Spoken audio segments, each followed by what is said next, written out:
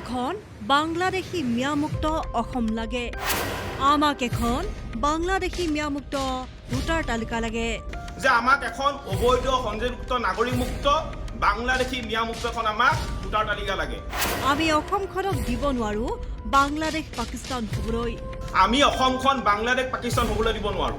সন্দেহযুক্ত লোকৰ নাম ভোটাৰ তালিকাৰ পৰা কৰ্তন কৰিব নোৱাৰিলে অসমীয়া জাতিৰ ভৱিষ্যত হ'ব অন্ধকাৰ আৰু আজিৰ তাৰিখত যদি আমি অসমৰ পৰা অবৈধ সংযোগযুক্ত নাগৰিকৰ আগ্ৰাসন ৰোধ কৰিব নোৱাৰো অবৈধ সংযোগযুক্ত নাগৰিকৰ নাম ভোটাৰ তালিকাৰ পৰা কৰ্তন কৰিব নোৱাৰো তেতিয়াহ'লে জাতিটোৰ ভৱিষ্যত অন্ধকাৰ হৈ পৰিব অসমৰ জীয়ৰী বোৱাৰী অসুৰক্ষিত অসমৰ মুখ্যমন্ত্ৰী ডক্টৰ হিমন্ত বিশ্ব শৰ্মাৰ এই পদক্ষেপ প্ৰশংসনীয় যে মুখ্যমন্ত্ৰী মহোদয় এই ধৰণে কাম কৰি থাকক আৰু এই ধৰণৰ কাম কাজক কিন্তু জাতীয় সংগ্ৰামী অসমে অনাগত দিনত পূৰ্ণ সমৰ্থন আমি আগবঢ়াম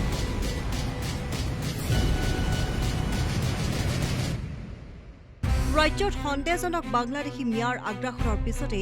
বিজেপি চৰকাৰে চলাই আছে ধাৰাবাহিক উচ্ছেদ ইয়াৰ পিছতো কৰ্তন কৰিছে ভোটাৰ তালিকাৰ পৰা অবৈধ বাংলাদেশী তথা সন্দেহজনক লোকৰ নাম ইয়াৰ পিছতে ৰাজ্যজুৰি চলি আছে বিভিন্ন মিস্ত্ৰীত প্ৰতিক্ৰিয়া চলিছে চৰ্চা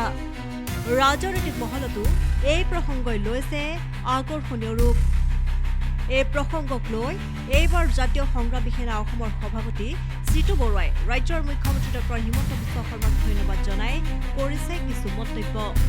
চিটু বৰুৱাই ক'লে আমি অসমখনক বাংলাদেশ পাকিস্তান হ'বলৈ দিব নোৱাৰো ভোটাৰ তালিকাৰ পৰা সকলো অবৈধ সন্দেহযুক্ত নাগৰিকৰ নাম কৰ্তন কৰিব লাগে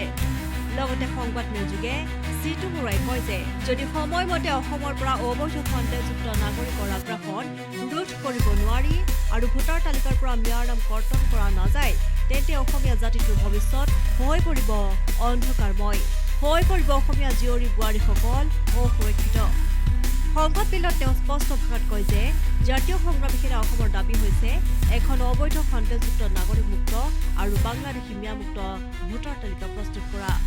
আমাৰ কথাবোৰ স্পষ্ট আমি অসমখন বাংলাদেশ পাকিস্তান হ'বলৈ দিব নোৱাৰো আৰু আজিৰ তাৰিখত যদি আমি অসমৰ পৰা অবৈধ সংযোগযুক্ত নাগৰিকৰ আগ্ৰাসন ৰোধ কৰিব নোৱাৰো অবৈধ সংযোগযুক্ত নাগৰিকৰ নাম ভোটাৰ তালিকাৰ পৰা কৰ্তন কৰিব নোৱাৰো তেতিয়াহ'লে জাতিটোৰ ভৱিষ্যত অন্ধকাৰ আৰু সেইবাবে যোৱা দেওবাৰে আমি জাতীয় সংগ্ৰামী অসমে শিৱসাগৰ জিলাত এখন আমি সংবাদমেল দিছিলোঁ আৰু সংবাদমেলখনত আমি এটা কথা ঘোষণা কৰিছিলোঁ যে আমাক এখন অবৈধ সংযোগযুক্ত নাগৰিক মুক্ত বাংলাদেশী মিয়ামুক্ত এখন আমাক ভোটাৰ তালিকা লাগে আৰু আমি যোৱাকালি দেখা পালোঁ যে অসমৰ সন্মানীয় মুখ্যমন্ত্ৰী ডক্টৰ হিমন্ত বিশ্ব শৰ্মাদেৱে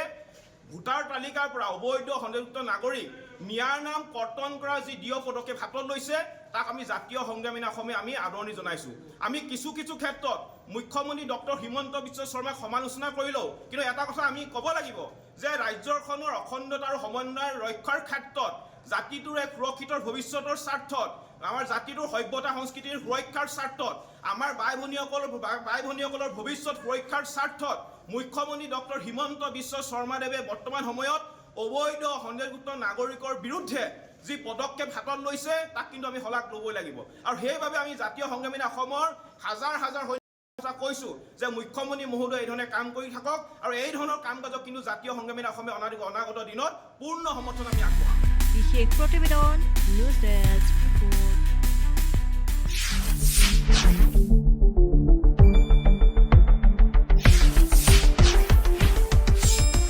শুদ্ধ আৰু বিস্তৃত বাতৰিৰ বাবে চাই থাকক নিউজ ডেস্ক ৰিপৰ্ট।